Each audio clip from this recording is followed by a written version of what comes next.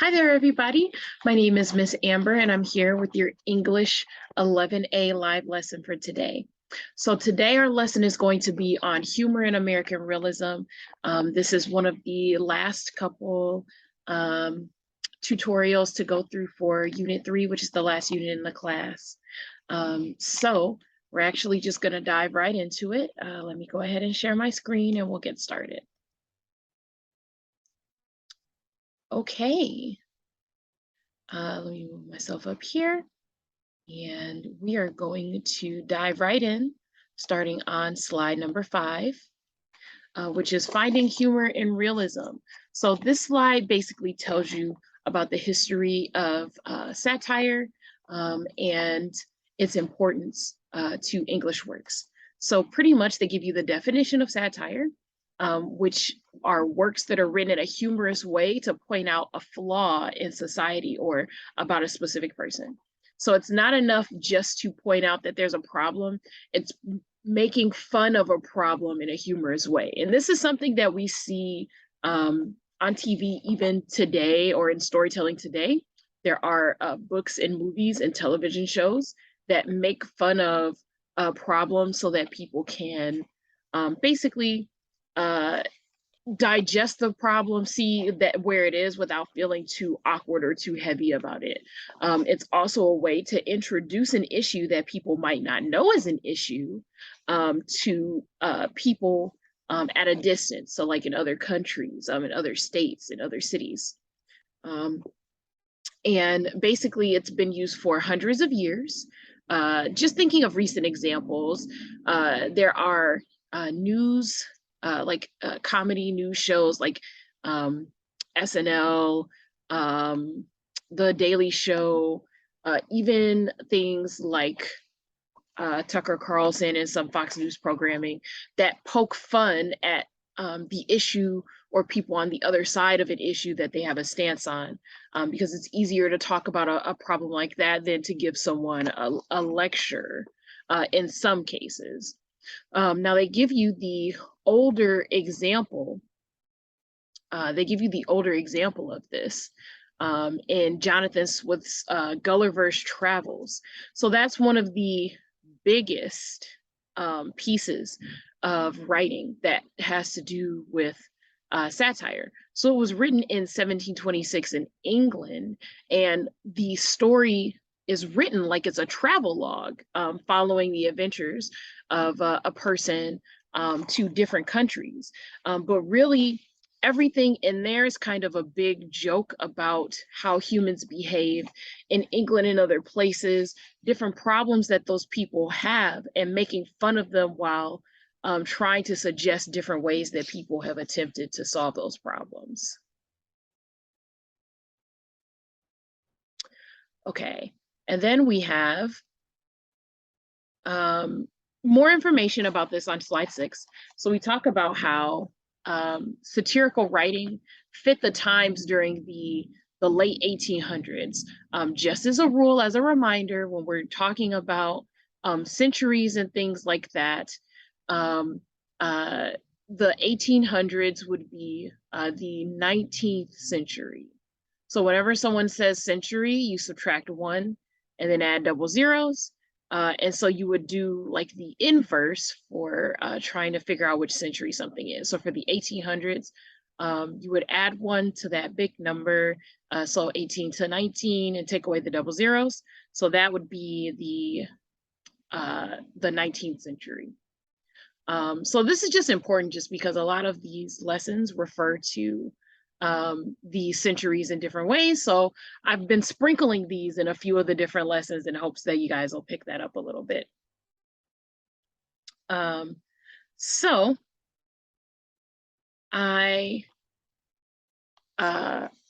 want to just emphasize here, that it started in the 1800s, focusing on pointing out flaws in Romanticism. So Romanticism basically was sort of like a really kind of fantastical writing that emphasized nature and people's internal feelings about themselves and nature.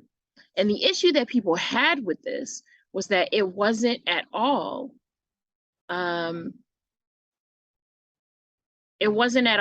reflective of the lives that people were living. During the 1800s, the Industrial Revolution was happening, so there was a lot of issues with how people were living and being paid, and factory work, and how it was affecting people while technology was booming at the time. And even though Romanticism was popular for the upper class and for some people who wanted to try to use writing and reading as like an escape from what they were going through, there were other people who looked at these stories and said, well, this doesn't reflect any information that has to do with how I live from day to day. So that's pretty much what it says here. For example, romantic texts included extraordinary characters, while realist literature focused on the daily struggles of regular individuals. So what they're saying here is because a lot of people used realist writing to push back against romanticism, realist writers started using satire and to make jokes about romanticism and how it was affecting people, or how it wasn't a realistic show of how life is. And it says here, American humor blossomed during the realist period, as evidenced by writers like Mark Twain and Charles Farrar Brown. So basically what they're saying here is that a lot of American humor came from the idea of satire and being able to point out problems from people in real life in your writing. So a lot of the characteristics of their writing, including using extraordinary characters and writing in the vernacular or common language, were also characteristics of realist writing as a whole. So human and American realism, what they're saying here, satire was a trend that was going on at the time, but there were other things that made up American humor too, which is writing in common language that people spoke instead of what people considered fancy, and using ordinary everyday characters that you could picture actually meeting in real life. If you think about it, it's very similar to just thinking about the types of people that you know and who are in your life, right? There are some people who are really into fantasy stuff. They're really into video games, or they're really into books, or they're really into like games and things like that. Movies, comics, and they like the fact that they get to see either ordinary people in extraordinary circumstances, or that they can just read about things that are not normally possible, right? And then you have some people on the other side who are just like, that doesn't apply to me at all. I don't want to read about things that I wouldn't encounter in real life. And they use the way that they read not to, like escape or to imagine things, but to read about what hope there actually may be in the life that they're living at the moment. So these are two concepts that people had to struggle against in English society during this time. Okay, slide 7 goes on a little more. They give you an excerpt from Interview with President Lincoln. And this is an example of the sort of commentary that people would give you on politicians that existed at the time. So the actual excerpt says, I have no politics, not a one. I'm not in the business. If I suppose I shall holler vociferously in the streets at night, when all was over and my candidate was elected, I should more heaven and earth, to, so to speak, until I got office, which if I didn't get in office, I should turn around and abuse the administration with all my might, but I'm not in the business. So the point of this commentary is to talk about how he would take advantage of the democratic system if he was involved in politics. And he says he's not. But more importantly, this everyday man talking about the things that people do when they are involved in politics, which is taking advantage of the system, tells you that even your everyday person knows that people at the top are taking advantage of things. Like when you're able to look at the things that people do and point out, oh man, if I was in this position, I would do what they're doing too, even though it's bad, right? What you're telling people is that there's some awareness that the things that people are doing are bad, or else you wouldn't be able to comment on it at all. And this is something that happens even in our current day and age with politics. People do talk about like the sort of like protection or money that's allotted, or the different ways that politicians take advantage of rules to try to get things they want passed and keep out things that they don't. And sometimes everyday people will comment on this. They'll say, oh, well, you know, when people are in office, they get, you know, this, that, and the third. The fact that you can comment on it means that it does exist and that people notice. Also, another thing that's important about this is that the way that the words are spelled, it's spelled the same way that the person speaking would actually say them. Now, the person who wrote this and did this interview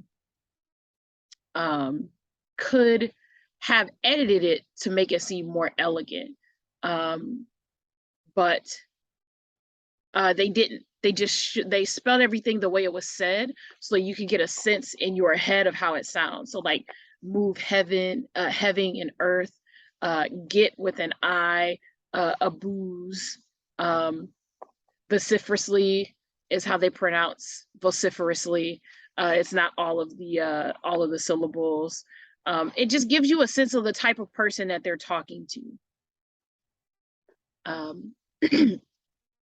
So then at the bottom of this slide, they talk about how Mark Twain wrote stories and novels, satirizing or pointing out problems with racial relations between not just people within America, but also British and European relationships with Americans. And he also talked about just class differences and how people who make more money treat people who make less money. And that's going to be mostly the focus, that specific lesson of this tutorial, because the reading is going to be, one of the readings is going to be the 1 million euro or 1 million pound, yes, pound banknote. Euros are what they use currently in Britain, but they were pounds before. Okay. On slide 8, we talk about another thing that's included in American humorous writing, hyperbole.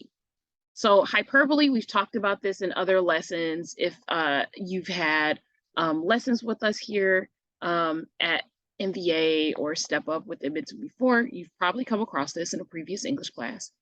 Hyperbole is when it's a rhetorical device that you use when you exaggerate facts and details to emphasize or add humor. So an example of hyperbole is the phrase, it's raining cats and dogs, right? When we say this in English, we know it's not literally raining cats and dogs. It literally cannot. But we're trying to express that it's raining heavily, right? Does rain come down as hard as like the weight of a dog or a cat from the sky? Obviously not. But by having the extra emphasis on it, you're able to get the sense that someone is describing very heavy rain. And they give you an example here from the excerpt was, I should move heaven and earth, so to speak, until I get orifice. So this person was saying he would move heaven and earth in plain speech so that he could get into office and take advantage of the democratic system to do that. But moving heaven and earth is not something that is possible for a human to do the way that we would picture it. So when we say we move heaven and earth, we mean we're going to try to do the impossible. But it's an exaggeration to literally say, I would be willing to move heaven and earth to make this happen, because it's not something that you can do. But by adding that exaggeration, you're pointing out that you're willing to go the extra mile to get this done. Okay. Let's see. We talk more about hyperbole on these next couple slides. and they just tell you that hyperbole is not limited to humorous writing. So we just went over the cats and dogs example. So you don't have to just use hyperbole to make things funny. You can also use it to create like a false argument. You can use it to discuss how out of proportion a problem has become by exaggerating it as much as you think the actual issue is. And sometimes people use hyperbole for propaganda, so they talk to you about that here. Now, just as a reminder, propaganda is basically when you are trying to manipulate information to spin an opinion and get people to believe what you are saying. So pretty much you're sort of spinning facts along with things that are just opinions to try to make them seem more credible or true. So it says here, propaganda techniques are false or biased presentations of ideas that are meant to promote a cause or position. And usually propaganda is for politics, but it can be for other things. And then they also talk about logical fallacies. Logical fallacies are statements that seem like they make sense on the surface, but actually contain errors in reasoning, or the reasoning is not right. And it says, when you come across an example of hyperbole, make sure to note how it's being used, whether or not it's being used to help push something that isn't true, or if it's being pushed to be funny.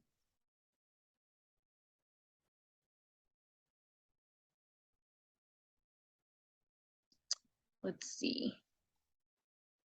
Okay. Now this next section is just about the reading selection. It's the 1 million pound banknote by Mark Twain. So we get some information about Mark Twain on this slide, and I'm just going to give you a rough summary. So this is the overview of the tutorial. So Mark Twain is his pen name. His actual legal name is Samuel Clemens. He was born in 1835 in Missouri. Background information: his father passed away when he was 12. And he drew from that experience by writing a true-to-life look at the American poor in his stories because his family was poor. He was a reporter at some point and became very popular because of the style of his writing. His most influential novel, or at least the novel that most people recognize and that spawned the most change, was Adventures of Huckleberry Finn. There have been movie adaptations, silent films. It was a very popular book, and some schools still use it as an example of American writing today. It says here that Ernest Hemingway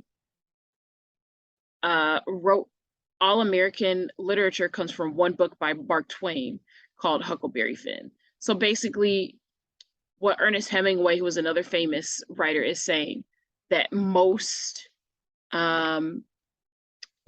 American writing takes after Mark Twain in some way. On slide 15, we get some more information about him.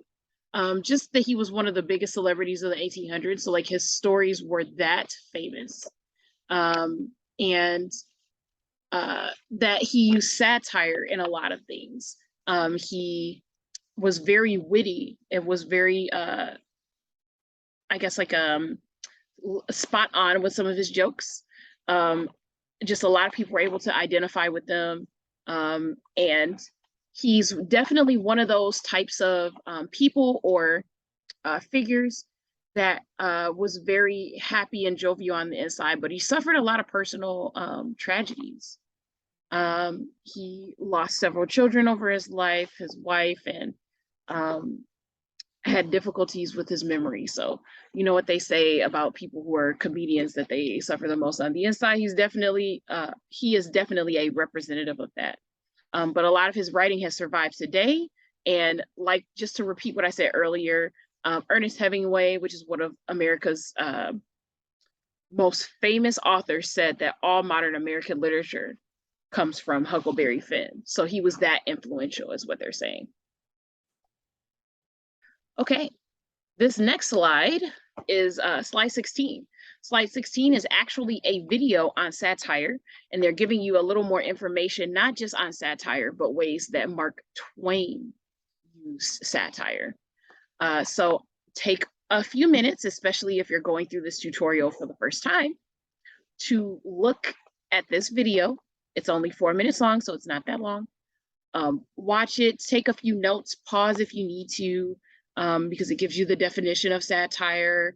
It gives you some current examples, some real life examples, and we went over those in the beginning, but it goes into a little more detail.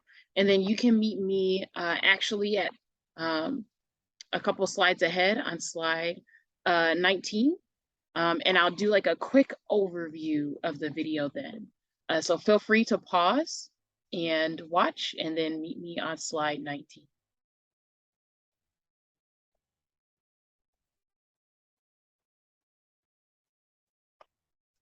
Okay. So just to review some of the information that was on slide 16, which is the video about satire, I'm just going to point out a couple things. If you didn't put those down in your notes, now would be the time to pause before we get into the analysis on the 1 million pound banknote. So the video about satire on slide 16 gives you the definition of satire. It says satire is a subtle humor or irony. Remember, irony is when the opposite of what you expect happens in a story. It's a subtle humor or irony that lies just beneath the surface of the story. So the story's written as if it's serious, but if you know how to read into it, there are jokes and commentary that's being made right underneath the surface. And then they gave you a couple points about satire. The first thing they pointed out was that understanding the time period and what was going on politically and economically, so that means with money and with politics, that helps the reader understand the humor that's being referenced in satire, especially because it's going to reference things that are happening during that time. And then the second thing is they gave you a couple current examples, current being like examples from today. Reality shows are often considered satire. So it seems like what's happening are these people are flaunting money or trying to earn money, cash grab by seeking out attention on TV. But more often than not, when you have a reality show, the actual pull is that by showing you how these people on TV actually are, you get to make commentary, and the network gets to make commentary on basically the ways that they act, what they consider important, and whether or not there are issues with that. Usually there are. So think of, like, for example, any of like the romantic speed dating shows, right? Things like The Bachelor and stuff like that. It's reality TV, and it is presented seriously for the people who are actually on the show. But it takes a certain type of person to even be willing to do a show to try to find love. And there's commentary right underneath the surface about what does it say about us as a society that some people even have to do this to potentially find someone that they like and can get married to. So Mark Twain basically wrote reality show type content with his stories, but just during the 1800s, since TVs weren't a thing at the time. The stories that he wrote were basically like the equivalent of this. So he wrote about real people in real circumstances, but the point of those circumstances was to point out how ridiculous people in society can be. And that actually leads us right into this slide right here, slide 19, where we get the analysis of the 1 million pound banknote. So we basically start with the main character. His name is Henry Adams. And 2 rich old men hand him, he's like a poor American. They hand him a 1 million pound banknote. And the story is basically about how life goes for him after they give him this note. Did they do it just to amuse themselves? Did they do it because they just had it to throw away? That's left to the audience to decide. But the story follows Henry Adams and how his life changes after he gets this note. So he discovers that he doesn't actually have to spend any money and use the note at all. If he flashes the note to a clerk or someone in a store, they give him credit. So they're like, oh, well, obviously you have a 1 million pound note. So you can pay me back. I know you're good for it. You don't have to spend it right now. Just give it back to me initially. I'm sorry, give it back to me later. And basically he lives like royalty for a month because of this. He doesn't have to pay anything. He can actually keep the 1 million pound note. And the fact that people don't charge him because he has money, and they're extra hard on charging people who don't have money. Twain is commenting on how people worship money in British society especially, but how they don't treat people fairly based on what they do or don't have. If you have the money to spend, it makes more sense to force someone to pay you. But why would you force people who are having trouble making ends meet to pay you when you can force people who definitely have the money to pay you? Is kind of the question that he's asking here from the story. So Henry Adams, basically everyone that he comes across, from the landlord to the aristocrats that he has dinner with later on in the story, they basically worship the 1 million pound banknote that he has even more than they see him as a person. But because he has it, they treat him like an honored member of society. And because it's just so silly to not charge him for having money, the reader is supposed to kind of get the gist that they wouldn't look at him twice if he didn't have that note. They really don't care about him as a person. They don't really, what they care about is being in proximity or close to money. So having the money makes him important in the eyes of the British. Now, the important thing about this to note is that Twain is talking about British society.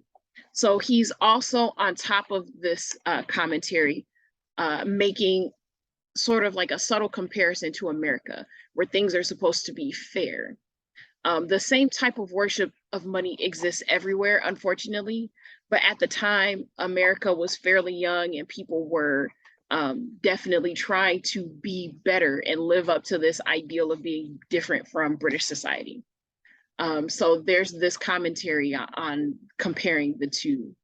It is kind of like a jab, a subtle diss to Britain. So on slide 20, they go on a little bit more. He uses hyperbole, so that's the exaggeration technique we were talking about earlier throughout the story. So they give you an example of this. Instead of writing that Henry wanted to eat a pear that a child dropped in the gutter, Twain writes that his whole being begged for it. So obviously, he's trying to describe how hungry Henry is, right? But clearly his whole body isn't capable of begging, right? But he's saying this so that you know how hungry he was. He was hungry enough to beg for it. So he's trying to give you a sense of how desperate Henry Adams is before that banknote changes his life. And then they go into a little bit of the satirizing British society. He also comments on the emotions of youth, right? So being young, he talks about in the story, Henry falls in love with some girl that he meets at a dinner party. And it says, to the reader, he introduces her as an English girl of 22 named Portia Langham, who I fell in love with in 2 minutes. So by saying this, he's kind of making the point that everything that Henry feels is hyperbole. It's exaggerated. His hunger, his love, his excitement. The things that he feels towards the life that he's living right now are all exaggerated. And Mark Twain explains and describes things like that on purpose to sort of make fun of how overboard people who are young are. When you're young, you feel everything so much more intensely because you're encountering a lot of things for the first time. You haven't experienced enough to be able to tell how important something should be in comparison to other things. And he's just making fun of that a little bit in this story. And I think there's a focus on language. And that's about it. Yeah, this is a fairly short lesson. So the focus on language is basically just vocabulary. It is a few words. So you know when they give you this table, you should definitely be writing down these words. If you don't want to write down the whole table, write down the word in the part of speech and the definition, if nothing else. If you think you need to add the pronunciation, then go ahead and add that. You can put it in parentheses. If you think you need the other parts of speech, go ahead and add that too. But if nothing else, write down the word and part of speech and the definition.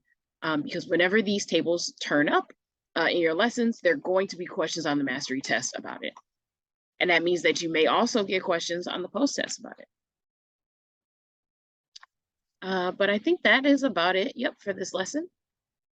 Alrighty, so I'm going to go ahead and stop sharing. Okay, so yeah, this was a pretty simple lesson. It was just about the different ways that humor works in American literature. We went over some of the rhetorical